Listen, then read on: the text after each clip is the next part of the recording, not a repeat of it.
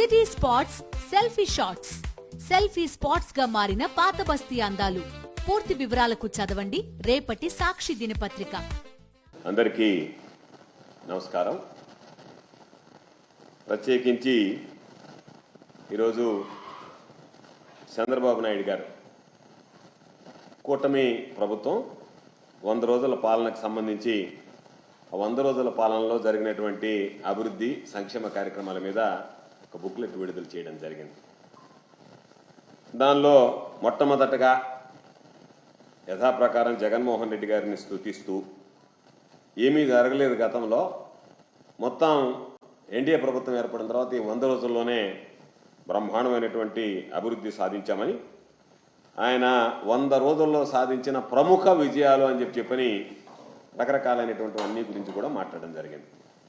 అంటే వీటికి వెళ్లే ముందు మేము అడిగేది చంద్రబాబు నాయుడు గారిని, నాకు ఎవరికీ లేనటువంటి రాజకీయ జీవితం ఉంది, సుదీర్ఘమైనటువంటి పరిపాలన అనుభవం ఉంది అని చెప్పేటువంటి ఈ పెద్ద మనిషి తన జీవితంలో లేదా ఈ 100 రోజుల్లో ఒక్క బ్రాండింగ్, ఒక్క స్కీమ్, ఇదిగో ఇది చంద్రబాబు నాయుడు మార్కుకు సంబంధించినటువంటి బ్రాండింగ్ ఉండేటువంటి పరిపాలనలో తీసుకున్నటువంటి నిర్ణయము సంస్కరణ అని కానీ, లేదా ఒక స్కీమ్ కొత్తగా చంద్రబాబు నాయుడు ఇదిగో ఈ కొత్త స్కీమ్ నేను ప్రవేశపెట్టి ఈ 100 రోజుల లోపల ప్రజలకు అందించానని చెప్పుకోలేనటువంటి సిగ్గుమాలినటువంటి పరిస్థితుల్లో ఉన్నటువంటి చంద్రబాబు ఈరోజు నిస్సిగ్గుగా ఏమాత్రం పట్టించుకోకుండా నవ్విపోదురుగాక నాకేటి సిగ్గు అన్నట్టుగా 100 రోజులకి ఏదో ఒకటి వదలాలి కాబట్టి వదిలేద్దామని చెప్పి పూర్తిగా అర్ధ సత్యాలు కూడా కాదు, పూర్తి అసత్యాలతో ఈరోజు ఈ 100 రోజులకు సంబంధించినటువంటి ఎన్డీఏ పాలన మీద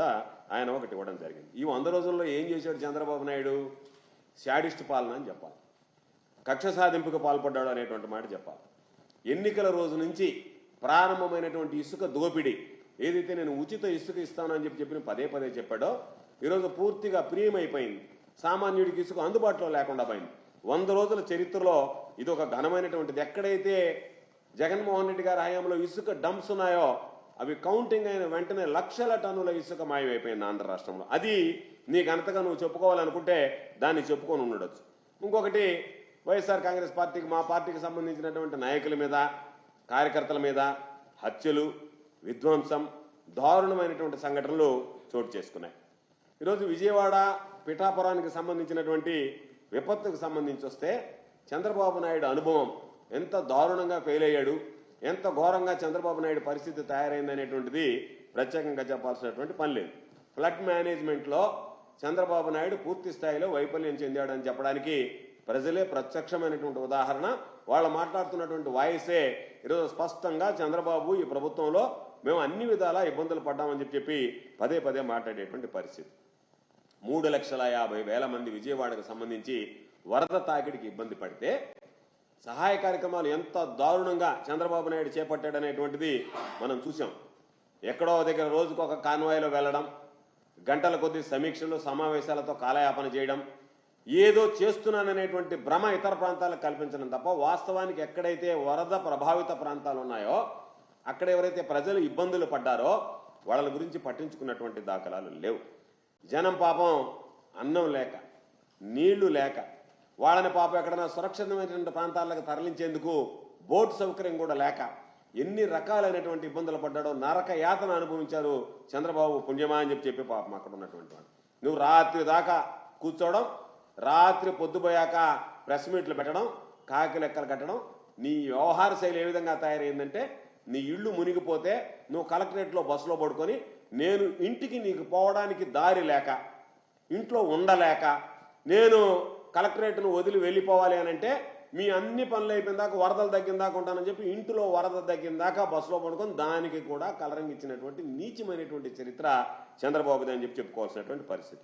ఈరోజు అదేవిధంగా ఈరోజు పిఠాపురం కానీ, ఏలేరులో వరద ప్రాంతాలు కానీ నువ్వేదో హంగు ఆర్భాటంతో పోవడం తప్ప వాస్తవానికి నువ్వు వెళ్ళిన తర్వాత అక్కడ ప్రజలకు చేసినటువంటి మేలు, వనగూరినటువంటి లబ్ధి ఏదన్నా ఉంది అంటే అది శూన్యం.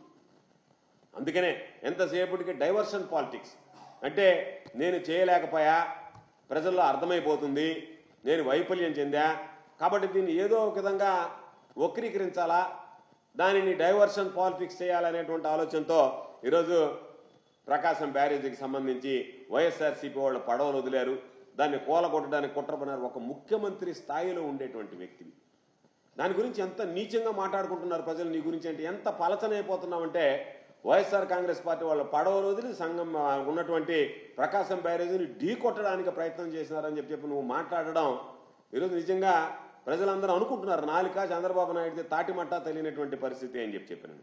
ఈరోజు నువ్వు మాట్లాడాలంటే ఈ 100 రోజుల పాలనలో నువ్వు చేసినటువంటి ఘనకార్యాలు ఏమన్నా ఉన్నాయంటే ఇవి తప్ప ఎక్కడన్నా సిగ్గున్నవాడు ఎవడైనా సరే ఈరోజు 100 రోజుల్లో చంద్రబాబు నాయుడు అభివృద్ధి సంక్షేమం అందించాలని చెప్పగలడా? నీకు సిగ్గు లేదు కాబట్టి మీరు ఈరోజు ఆ బుక్లెట్ ప్రచురించి సిగ్గున్నవాడు ఎవ్వడు ఇటువంటి బుక్లెట్ ప్రచురించి ప్రజల్లోకి పంపించడు. నిస్సిగ్గుగా ఏదైతే ఉందో అబద్ధాలకు అలవాటు పడి ఉన్నటువంటి జీవితం కాబట్టి చంద్రబాబుది ఈరోజు నేను 100 రోజుల పర్యటనలో ఇవన్నీ జరిగానని చెప్పి ఇవ్వడానికి పనికొచ్చింది. నువ్వు చెప్పినటువంటి మాటలు, ప్రజలకు ఇచ్చినటువంటి హామీలు ఎంత నిస్సిగ్గుగా రాసావంటే మరే ముఖాన ఏమన్నా చీకొడతారేమనేటువంటిది కూడా లేకుండా 16,437 టీచర్ పోస్టులు నేను మొట్టమొదటి సంతకం పెట్టాను అన్నావు. సంతకం పెట్టావు, ఆ తర్వాత ఏమైంది? ఇప్పటికీ కనీసం ఎగ్జామినేషన్ షెడ్యూల్ వచ్చిందా? అప్లికేషన్స్ తీసుకుని ప్రాసెసింగ్ జరిగిందా? కాబట్టి సంతకం పెట్టావు, సంతకం పెట్టి దాన్ని అటకెక్కించావు తప్ప ఎక్కడన్నా దాని మీద ఒక స్పష్టత.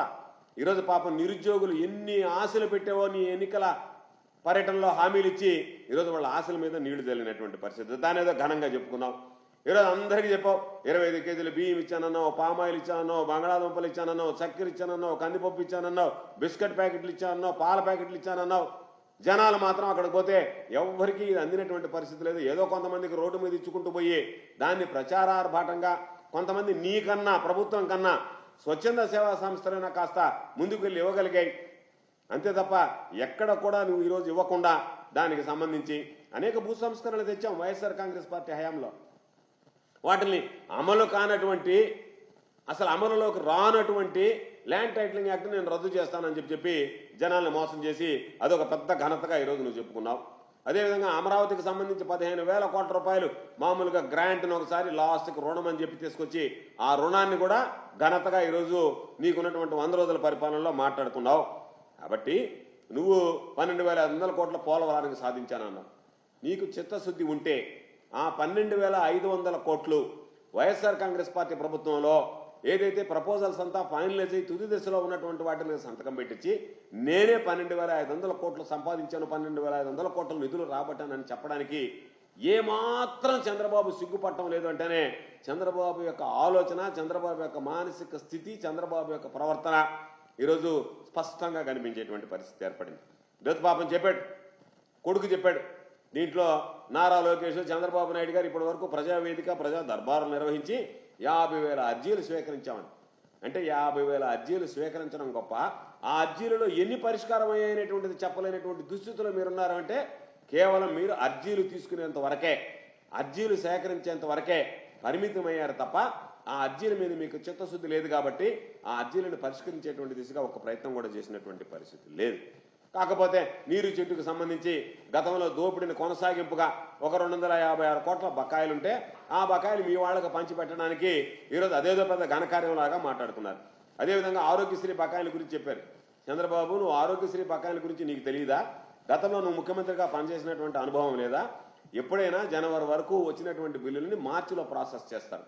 ఆ రోజుకి ఎన్నికల కోడ్ వచ్చింది కాబట్టి ఆ రోజు వైఎస్ఆర్ కాంగ్రెస్ పార్టీ ప్రభుత్వం అధికారంలో లేదు, ఎన్నికల కమిషన్ చేతిలోకి వెళ్ళింది కాబట్టి వాళ్ళ బిల్లులు చెల్లించలేదు. దానికి సంబంధించి ఏదో వైఎస్ఆర్ కాంగ్రెస్ పార్టీ బకాయిలు పెట్టిందని, వాస్తవానికి నువ్వు వచ్చిన తర్వాతనే తమ నిర్వాహకం చూసి ₹1 కూడా నిధులు విడుదల చేయకపోయినందువల్ల ఈరోజు నెట్వర్క్ హాస్పిటల్స్ మేము ఆరోగ్యశ్రీ సేవలు బంద్ చేస్తామని చెప్పి ఈరోజు వాళ్ళు పిలుపునివ్వడం జరిగింది. కాబట్టి దానికి సంబంధించి 100 రోజుల్లో నువ్వు చేసినటువంటి పాలనలో అభివృద్ధి సంక్షేమం శూన్యం తప్ప ఎక్కడ ఏ ఒక్క వర్గానికి కూడా ఈరోజు నువ్వు ఇచ్చినటువంటి ఆ 100 రోజుల బుక్లెట్ చూస్తే నవ్వాలనో ఏడవాలనో నిన్ను చూసి జనం చీకొట్టాలనో తెలియనటువంటి పరిస్థితి. అదేవిధంగా ఈరోజు చంద్రబాబు నాయుడు పరిపాలన చూద్దాం. కూటమి పరిపాలన గురించి నువ్వు ఇచ్చినటువంటి బుక్లెట్ని గురించి మాట్లాడాం.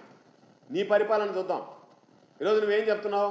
నన్ను మించినటువంటి అనుభవజ్ఞుడు లేడు, నేను MA ఎకనామిక్స్ చేశా, నేను పెద్ద ఎకనమిస్ట్ని, ఆర్థిక తత్వవేత్తని ఆర్థిక శాస్త్రవేత్తని అని చెప్పుకుంటున్నావు. అంత ఆర్థిక తత్వవేత్తమై ఉండి బహుశా ఎవరికి లేనంత తెలివితేటలు కలిగి ఉండి ఈరోజు నువ్వు పూర్తి స్థాయి బడ్జెట్ ఎందుకు ప్రవేశపెట్టలేకపోయావు? ఎందువల్ల బడ్జెట్ ప్రవేశపెట్టడంలో వైఫల్యం చెందావు? ఎందుకు బడ్జెట్ ప్రవేశపెట్టలేదంటే నువ్వు చెప్పినటువంటి అబద్ధాలు ఏదైతే అప్పులు ఉన్నాయని చెప్పావో ఆ అప్పులు లేవు కాబట్టి, నువ్వు చెప్పినటువంటి సంక్షేమ పథకాలకి అమలుకి వాటికి నిధులు కేటాయించాలి కాబట్టి అది కేటాయించేటువంటి పరిస్థితి, కేటాయించాలన్నటువంటి ఆలోచన, తపన, తాపత్రయం లేదు కాబట్టి, జనాల్ని మోసం చేయాలనుకున్నావు కాబట్టి, సూపర్ 6 పేరుతో నువ్వు ఇచ్చినటువంటి హామీలు అన్నీ కూడా ఫార్స్ కింద మార్చేస్తున్నావు కాబట్టి ధైర్యంగా నువ్వు ఈరోజు బడ్జెట్ని ఇవ్వలేకపోయావు. ఒక పాయింట్. రెండో పాయింట్, నువ్వు మాట్లాడినటువంటిది వరదలు వచ్చి దాదాపుగా 18 రోజులు పూర్తయ్యాయి.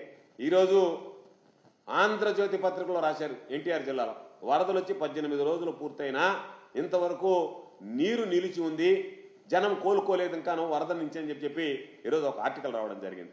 నీ అనుభవం ఇప్పటికీ కూడా మునిగిపోయినటువంటి ప్రాంతంలో ప్రజలు ఇబ్బంది పడుతుంటే దాదాపుగా 20 రోజులు కావస్తుంటే వరదలకు సంబంధించి, విపత్తులకు సంబంధించి ముందస్తు చర్యలు తీసుకోవడంలో నువ్వు విఫలం కావడమే కాకుండా కనీసం అలర్ట్ చేయలేకపోయావంటేనే నువ్వు ఎంత దారుణమైనటువంటి పరిపాలన నీది అనేటువంటిది ప్రత్యేకంగా చెప్పాల్సినటువంటి అవసరం. ఒక్క మాటతో చెప్పాలంటే నీ 100 రోజుల పాలన బొంద పాలన 100 రోజుల పాలన అని చెప్పుకోవాలి.